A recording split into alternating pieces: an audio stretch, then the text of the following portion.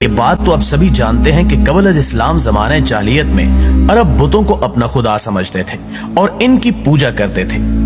اس وقت ان کے 3 بڑے بت تھے جن کو وہ دیوتاؤں کا سردار مانتے تھے۔ ان میں 3 بڑی دیویاں تھیں جن کے نام لات، منات اور عزا تھے۔ ان تینوں میں سے آج ہم آپ کو عزا نامی دیوی کے متعلق معلومات فراہم کریں گے۔ عزا سردار دیویوں میں سے ایک تھی۔ مکہ اور طائف کے درمیانی راستے میں وادی نخلا ہے اور وادی نخلا میں ہی عزا کا مندر تھا۔ ناظرین گرامی، وادی نخلا وہی جگہ ہے جہاں حضور پاک صلی اللہ علیہ وآلہ وسلم کی ملاقات جنوں کے ایک گروہ سے ہوئی تھی اور انہوں نے آپ صلی اللہ علیہ وآلہ وسلم کی دعوت پر اسلام قبول کیا تھا۔ قریش اور دوسرے قبائل وادی نخلا میں مذہبی رسومات پوری کرنے کے لیے آتے تھے۔ اسی عزا دیوی کے مندر میں تمام لوگ عزا دیوی کے لیے جانوروں کی قربانی بھی کرتے تھے اور اس مندر میں چڑھاوے بھی چڑھاتے تھے۔ باقی تمام بتوں کی نسبت عزا کی بہت زیادہ عزت و تکریم کی جاتی تھی۔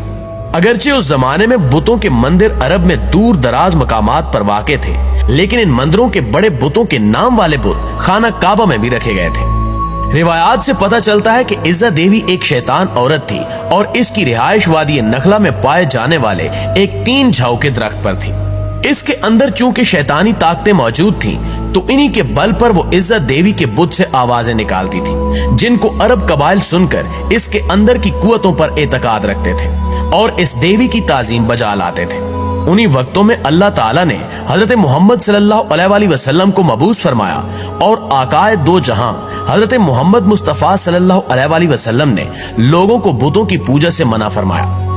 قریش کو یہ بات اچھی نہ لگی اور انہوں نے آپ کی ہر بات کی تردید کی۔ فتح مکہ کے وقت حضور اکرم صلی اللہ علیہ وآلہ وسلم نے خانہ کعبہ میں موجود تمام بتوں کو توڑ دیا، لیکن عزا دیوی کے مندر میں بت اس وقت تک وہاں سلامت تھا اور اس کے ماننے والے عقیدت مند اس کی پوجا اسی زور و شور سے کر رہے تھے۔ چنانچہ عزا دیوی کے بت کو توڑنے کے لیے حضرت محمد صلی اللہ علیہ وآلہ وسلم نے حضرت خالد بن ولید رضی اللہ تعالی عنہ کو، جن کو سیف اللہ کا خطاب دیا جاتا ہے، منتخب کیا۔ حضرت خالد بن ولید رضی اللہ تعالی عنہ 30 گھڑ سواروں کے ہمراہ وادی نخلا کی طرف روانہ ہوئے۔ حضرت خالد بن ولید رضی اللہ تعالی عنہ اسلام کے سب سے بڑے سپہ سالار کی حیثیت سے بھی مشہور ہے۔ ناظرین گرامی، حضرت خالد بن ولید رضی اللہ تعالی عنہ نے 125 جنگوں میں حصہ لیا اور کسی ایک جنگ میں بھی شکست نہیں کھائی۔ یہ حضرت خالد بن ولید رضی اللہ تعالی عنہ ہی تھے جنہوں نے کیسر و کسرا جیسی بڑی سلطنتوں کو تباہ کر کے مدینہ جیسی چھوٹی ریاست کو عالمی ریاست کا درجہ دیا۔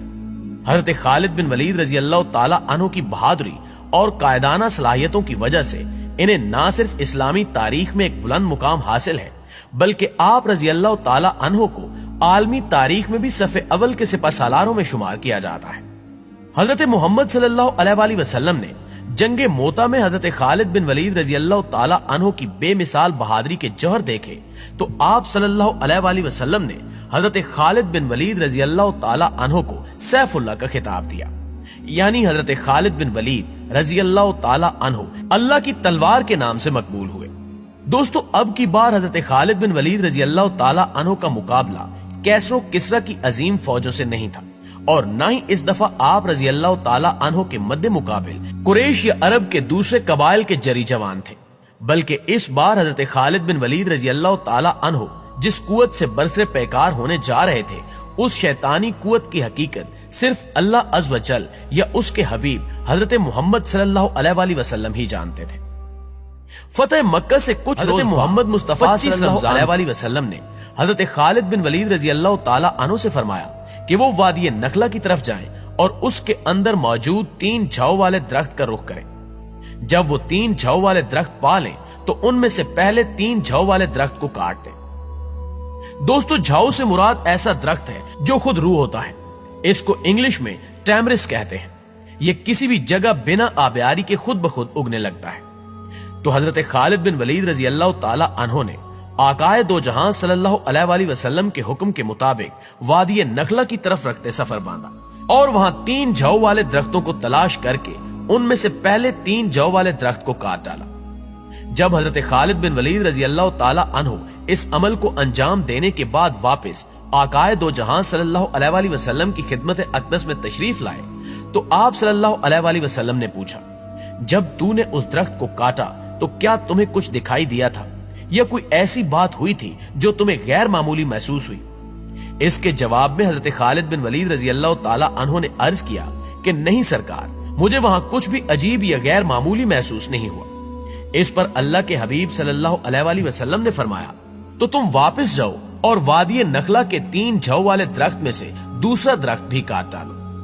हजरत खालिद बिन वलीद ने हुजूर अकरम सल्लल्लाहु अलैहि वसल्लम के हुक्म की तामील करते हुए वादी नखला के 3 जौ वाले दूसरे दरख्त को भी जमीन बुर्द कर दिया। वापस जब खिदमत अक़दस सल्लल्लाहु अलैहि वसल्लम पे पहुंचे तो आकाए दो जहां सल्लल्लाहु अलैहि वसल्लम ने फिर से वही सवाल दोहराया कि ए खालिद, क्या दूसरे दरख्त को काटने पर तुझे कोई आवाज आई या तुमने कुछ गैर मामूली देखा? नाज़रीन गिरामी, इस बार भी हजरत खालिद बिन वलीद रजी अल्लाह ताला अन्हु ने नफी में ही जवाब दिया। इस जवाब को सुनकर आकाए दो जहां सल्लल्लाहु अलैहि वसल्लम ने फरमाया कि वापस जाओ और तीसरे 3 जौ वाले दरख्त को भी काट डालो। हजरत खालिद बिन वलीद रजी अल्लाह ताला अन्हु जब इस मर्तबा हुक्म की तामील के लिए वादी नखला में आए तो देखा कि एक कबीर सूरत शैतान औरत वहां खड़ी है, जिसने बरेना हालत में अपने बाल फैला रखे हैं और इंतहाई गुस्से की हालत में अपने दांत पीस रही है। और उस औरत के पीछे ही इज्जत देवी के मंदिर का मुहाफिज भी चला आ रहा है। उसका नाम दबिया बिन सलमा था। जब दबिया ने हजरत खालिद बिन वलीद रजी अल्लाह ताला अन्हु को देखा तो उस कबीर शक्ल शैतान औरत से यूं मुखातिब हुआ कि ए इज़्ज़ा, खालिद पर जोर से हमला कर और खबरदार पीछे ना हटना।